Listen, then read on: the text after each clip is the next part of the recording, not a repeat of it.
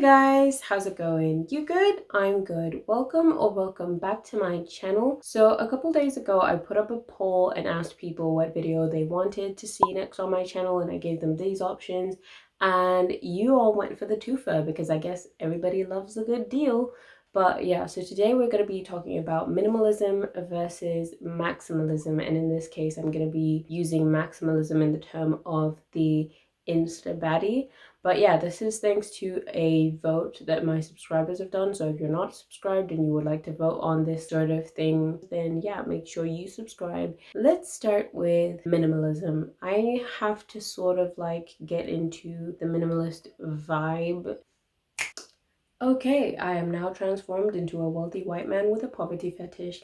According to the Minimalists website, minimalism is a tool that can assist you in finding freedom. Freedom from fear, freedom from worry, freedom from overwhelm, freedom from guilt, freedom from depression, freedom from the trappings of the consumer culture we've built our lives around.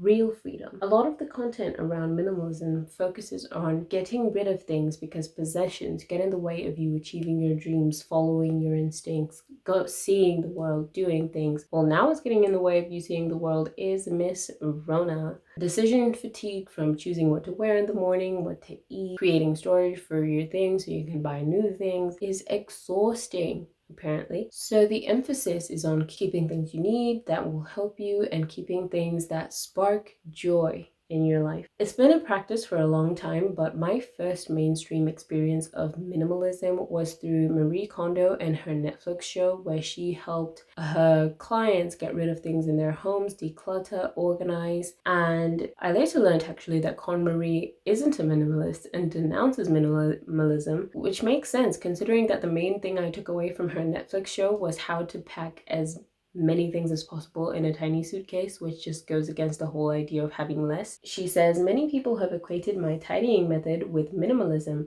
but it's quite different.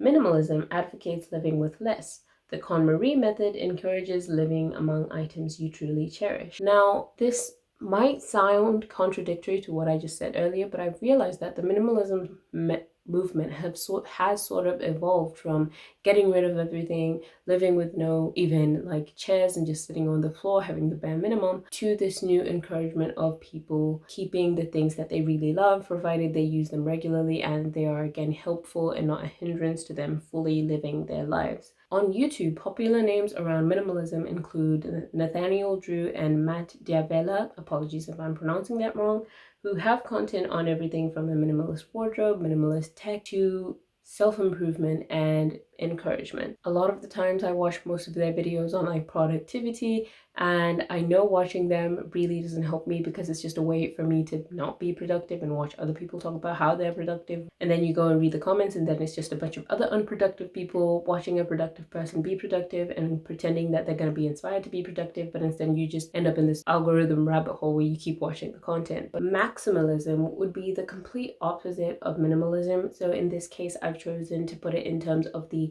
Insta Baddie aesthetic. And in the words of the trying to be hip journalist who wrote this article that I found online, an Instagram baddie is a woman who always looks flawless. She's always wearing the latest trends.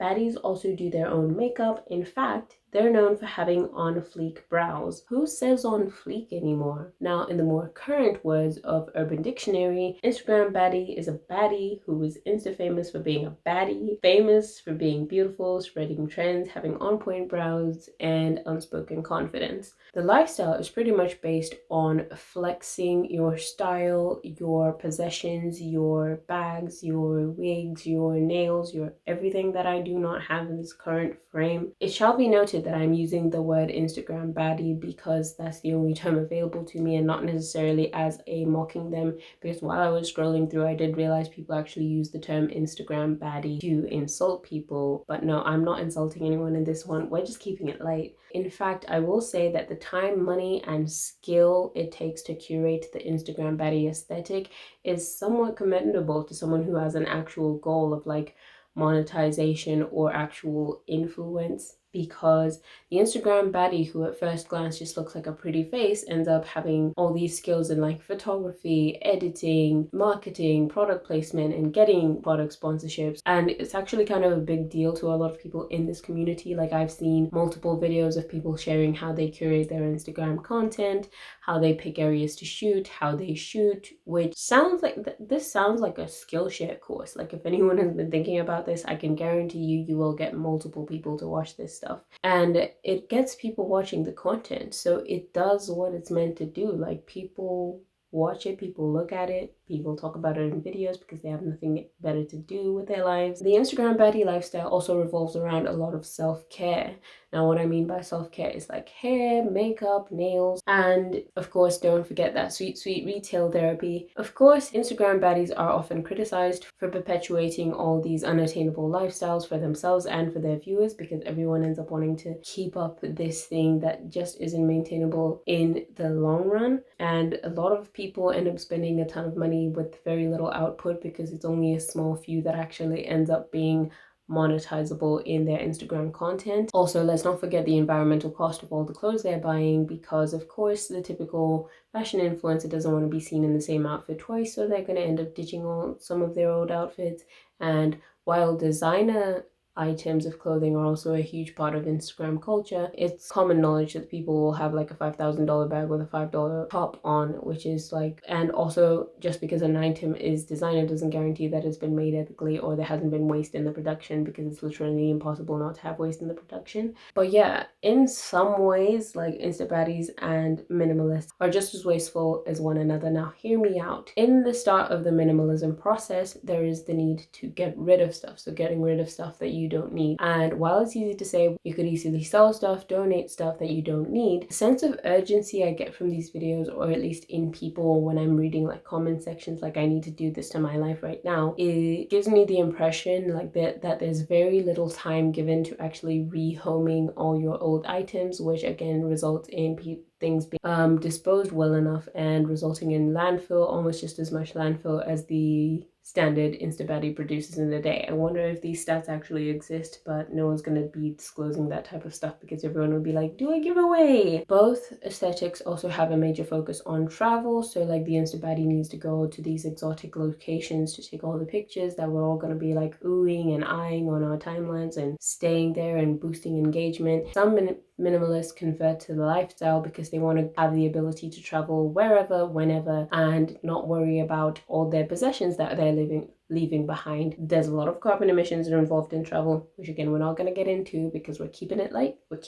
There is also a huge amount of debt associated with the Insta Baddie lifestyle, which again, I won't get into. However, there is that slight difference because minimalism is presented as a way to save money, because there's all this stuff that you're no longer buying anymore. But at the same time, there are certain products that are kind of pushed at you, like, this is the stuff you need to buy to be a minimalist or something, because it's supposed to make your life a little easier. In terms of actual aesthetics, the main minimalist content that I've seen, that I've personally watched, is of men with 7 t-shirts, 7 pairs of jeans, a pair of shoes, and it's like, that's that. But then at the same time, those few items cost even more than my wardrobe, maybe because they're made of like goat intestines or something, I don't know. I get the choice of neutral tones and black and white tones because it's simpler to pair together, but it just seems so boring. Like, where is the color? Where is the character?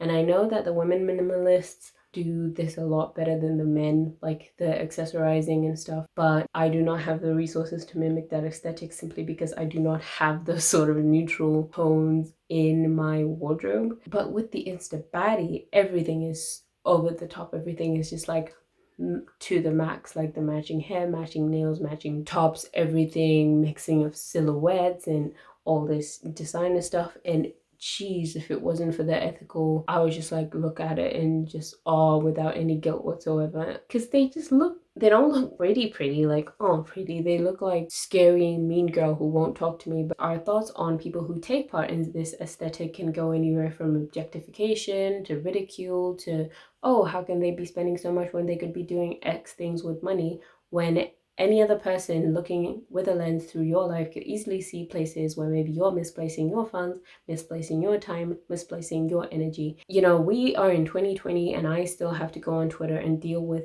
the Android versus iPhone debate, which just goes to show you how in some ways society is way more vain than we realize, and we are more vain than we realize. And I know I am vain because I still gladly consume the Insta Baddies Instagram content whilst also feeling high and mighty because, oh, but I don't do that, which is contradictory. But again, you gotta call yourself out in order to move on. Another thing in me making this video is just to highlight how looking at these aesthetics and how people maneuver, it's not just about looks, because what you see and how you compute it, how you store it in your mind has a lot to show you about how you function as a human being and how you assess other human beings. Sorry, I'm going faux deep here. I think the minimalist self-improvement content has really gotten to my head, but I've had to watch a lot of it for this. Maybe two aesthetics that seem completely unrelated can have some commonalities, but also how like their differences in my observation and maybe your observation as you're watching this video can show your own personal values around possessions and how you personally attach value to your possessions. Personally, like right now, I'm in the process of packing to go back to uni, and I just feel so guilty that I have so much stuff. And if I could live in a world where everything I have, pots, pans, books, clothes, fit in one suitcase, I would. But I can't because I place so much personal value on stuff, and that is mainly because like I almost have a story for each and every single item that I own. These are personal opinions of mine that I've been dealing with as I'm doing research for this video.